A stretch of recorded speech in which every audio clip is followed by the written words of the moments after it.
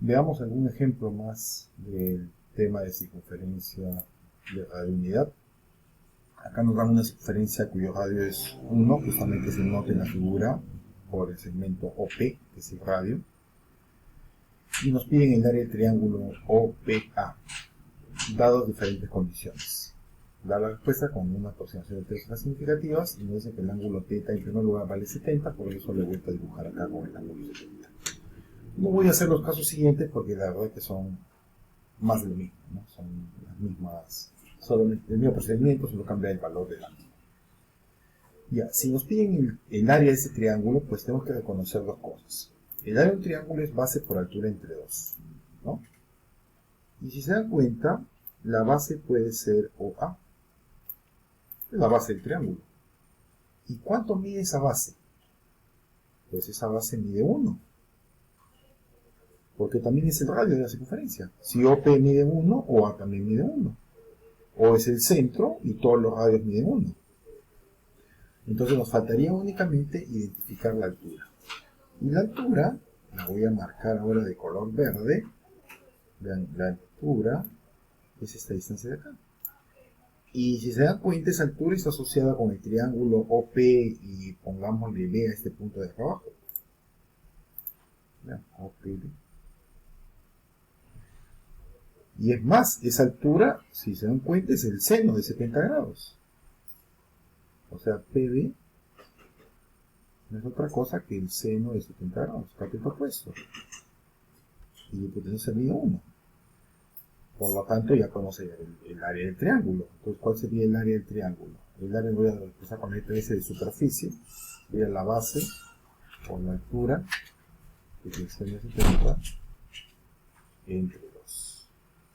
Y como escribimos la respuesta con tres cifras significativas, va a ser seno de 70 grados entre 2. Igual a 0,470. 0,470. Sería el área de ese triángulo, ¿no? OPA. En todos los demás casos voy a hacer lo mismo, ¿ven? ¿No? Solamente voy a cambiar 38, va a ser seno de 38, seno de 24 y seno de 30. Ninguna diferencia en los otros casos. Ahora, veamos las generalidades de la circunferencia trigonométrica para ángulos que están en otros cuadrantes. En general, en una circunferencia de radiounidad, las coordenadas del punto P son P coseno de θ, seno de θ. Siempre. Esa va a ser una regla. Ese punto que está en el extremo que pertenece a la circunferencia.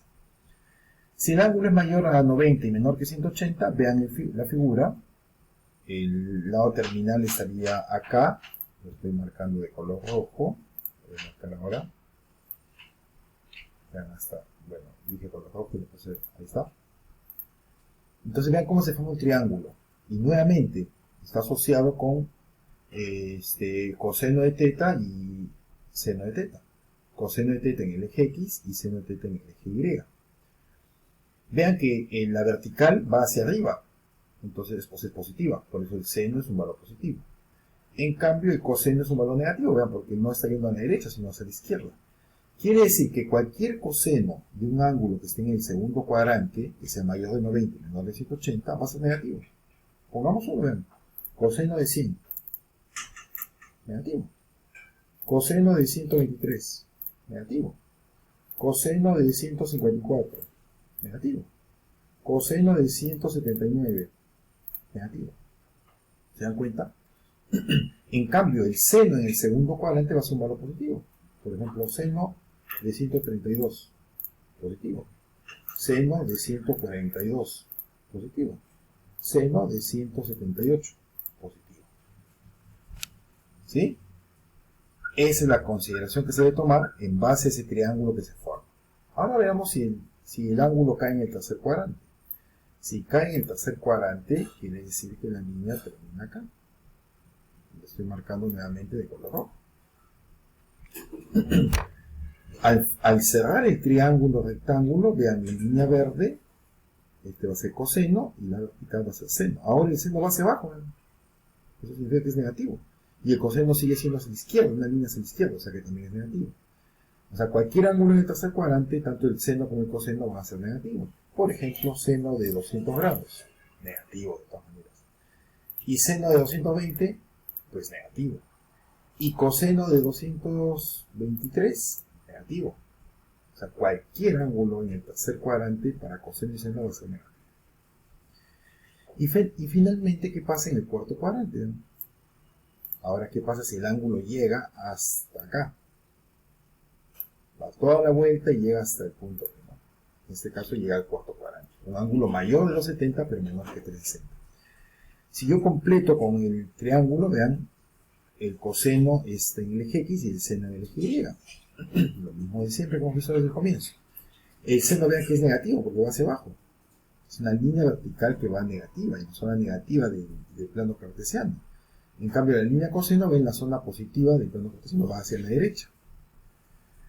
Entonces, cualquier ángulo, por ejemplo, 330, seno de 330 debe ser negativo. Y seno de 345 también negativo. Y coseno de 318 debe ser positivo.